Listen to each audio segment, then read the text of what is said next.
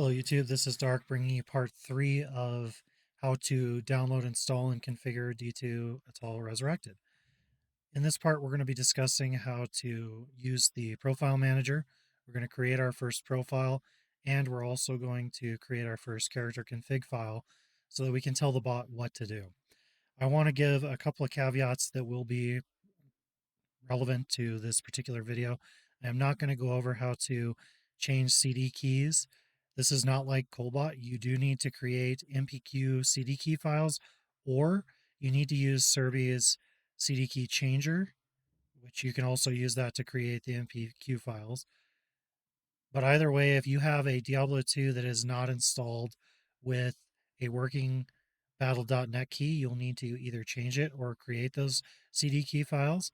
And in addition to that, if you run multiple profiles, you will need to create a new CD key file for each of the profiles that you want to make, which means you will need both Classic and Lord of Destruction keys for each profile that you run in Etal. I just want that to be clear.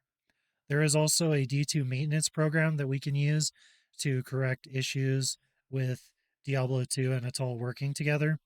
Again, I'm not going to go over that in this video. It'll be a supplementary video. So check the link in the description.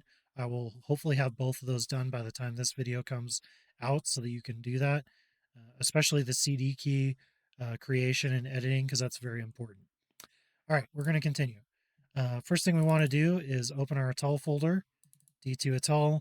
We're going to find the Etal manager.exe. We're going to run that as admin. Once that pops up, we will have our manager. We're going to click on add, and we're going to have a profile name. We need to name our profile. You can name it whatever you like. I'm going to name it my character's name in game. Nobody can see the profile names. It will only be seen by you inside of the Etal manager. Next, we need to find our Diablo 2 exe file so that we can use that for Etal. So click the three dots and then find your 1.13D game.exe. Before you do that, though, I would strongly suggest you go to Properties, Compatibility, and click on Run this as admin, hit Apply, and hit OK. For whatever reason, this tends to help prevent crashes, so I would highly recommend doing that. And then once you double-click the game.exe after that, you will see that it is now in the path. This needs to be your Diablo 2 1.13D version hacked folder, or Etal will not work.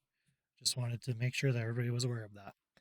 Next, we're going to change some of the options, or just one of them actually. We have windowed mode, no sound, low quality, direct text, and minimize D2. We're going to deselect no sound, and we're going to leave windowed mode, and the rest of this we're going to leave also. This I've had the most success on first running of Etal if I have these options enabled. Next, we're going to skip down to the CD key section. Again, if you haven't seen the supplementary video on that, you'll need to go watch that if you installed Diablo 2 without a working CD key. If you did install Diablo 2 with a working CD key for both Diablo 2 and Lord of Destruction, you can leave this blank. In my case, I put a CD key file in my Diablo 2 folder, and this is the name of it. And what that does is it stored the two CD keys into one .mpq file that Etal can read and use.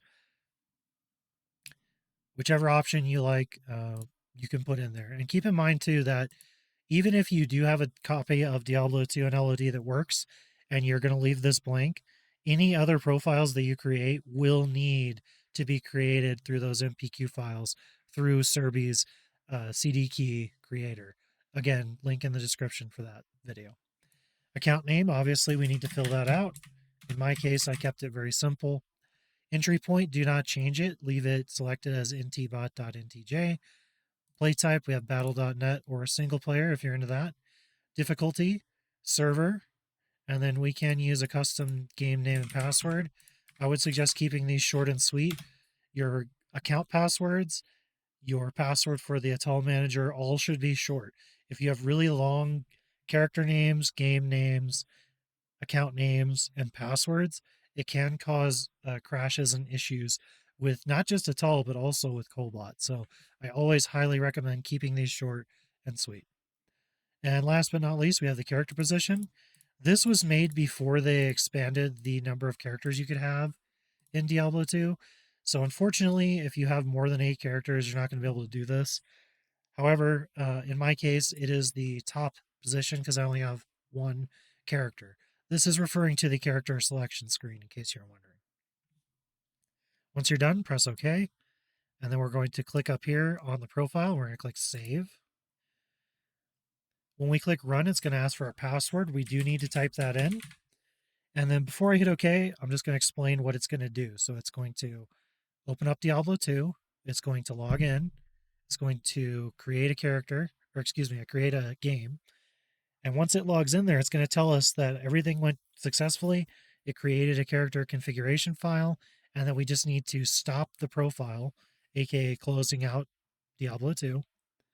And then we can go and find our character configuration file and edit it. But we're going to save the editing for the next video.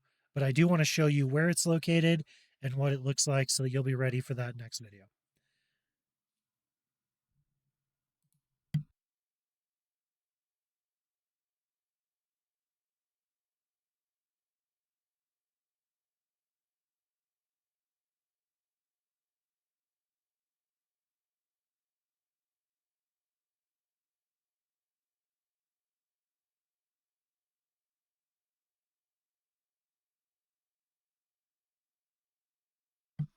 All right, and everything went according to plan, rather, and you can see here it says auto character config creation complete. Please press stop on the manager and edit your character config. So we're going to come back to our profile and we're going to press stop. If you do not press stop here and you just close Diablo 2, it will open it back up and it will start running it again. So do not do that.